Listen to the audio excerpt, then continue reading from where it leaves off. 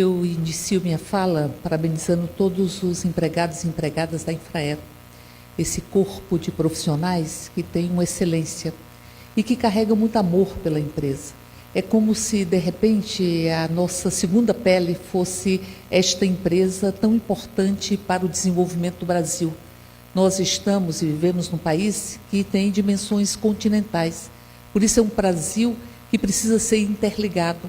E a Infraero cumpre esta função, cumpre a função de interligar um Brasil que detém talvez um dos maiores mercados internos para o transporte aéreo de todo o mundo, o Brasil. E para além disso, é o Brasil que faz a ponte do transporte aéreo do conjunto da América do Sul, para a Europa, para os Estados Unidos.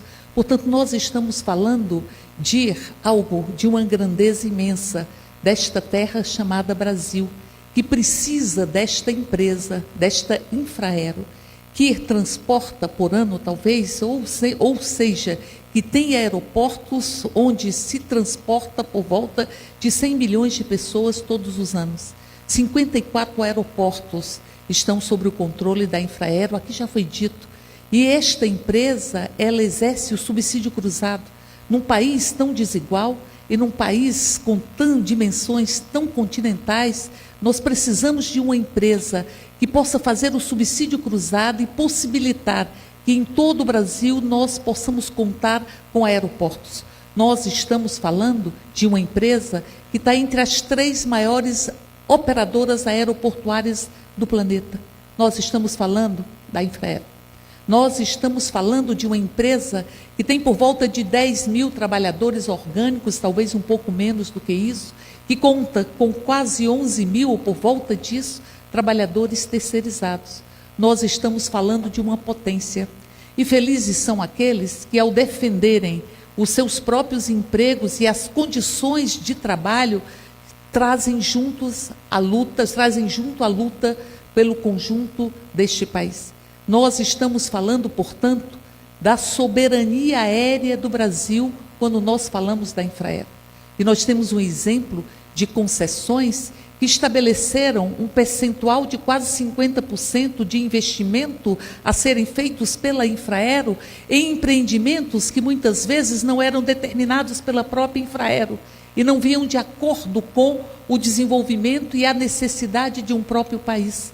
Empreendimentos, muitas vezes, sem a devida fiscalização, para que nós soubéssemos realmente o valor total deste empreendimento, que, inevitavelmente, a Infraero, nos aeroportos que foram concedidos, deveria arcar com por volta de 49% ou 50%. Por isso, nós não podemos admitir que haja uma discussão ou que haja uma intenção de se colocar no plano de desestatização os aeroportos que são os aeroportos lucrativos, porque o Estado irá assumir e irá cobrir o prejuízo inevitável que terá a Infraero se ficar apenas com os aeroportos que não são lucrativos? Seguramente não. E que lógica tem um país onde se busca vender o patrimônio nacional para conter um déficit fiscal provocado por despesas financeiras que levam metade do orçamento brasileiro e que não são controladas? Que lógica é essa? Se desfazer da Infraero, se desfazer de aeroportos como o de Recife, ou se nós caminharmos pelo aeroporto de Vitória, houve um investimento talvez de 680 milhões de reais, e este aeroporto será vendido por menos do que isso. Não se faz isso com a sua casa. E a Infraero é nossa casa, é casa do povo brasileiro, é empresa do povo brasileiro, fundamental para que esse país possa exercer a sua própria grandeza. Por isso nós fizemos um projeto de decreto legislativo para retirar os aeroportos da Infraero do plano de desestatização. E vamos discutir o modelo da Infraero, vamos discutir a formatação da empresa, mas não colocar os aeroportos lucrativos para serem vendidos e inviabilizar a existência de outros aeroportos e inviabilizar a própria empresa com excelência de qualidade, a própria empresa com um corpo profissional de excelência que existe neste país. Por isso nós estamos trabalhando na perspectiva de retirarmos os aeroportos do plano de desestatização para que nós possamos manter a Infraero com o fortalecimento que o Brasil precisa que ela tenha. E nesse sentido é que é importante que nós possamos organizar uma série de audiências aqui. Nós temos uma frente parlamentar em defesa da Infraero, e o deputado Sebastião, que aqui não estava, porque cumpria função no seu estado, seguramente assumirá também a coordenação dessa frente em defesa da Infraero. Mas a gente defende muita coisa quando defende a Infraero. A gente defende a integração desse país, a gente defende a soberania dos nossos céus, a gente defende a soberania nacional, a gente defende o povo brasileiro quando defende a Infraero. Por isso nós vamos adiante. E, aliás, para além disso, esta empresa tem experiências que nos enchem de orgulho. Aqui eu vejo o Antunes, que coordenou o plano de acessibilidade nos aeroportos, e como se trouxe a discussão da acessibilidade para os aeroportos brasileiros. E ali nós vamos ver, através da Infraero, do seu exemplo, que nenhuma deficiência é maior do que a pessoa, e nenhuma deficiência pode invisibilizar a nossa própria humanidade. A Infraero nos ensinou isso. Para além dos aeroportos, para além da integração, para além de dar a dimensão real deste Brasil, nos ensinou sobre acessibilidade, nos ensinou sobre cultura, nos ensinou como nós podemos ter espaços de desenvolvimento econômico a partir dos próprios aeroportos, como nos ensina a Infraero todos os dias.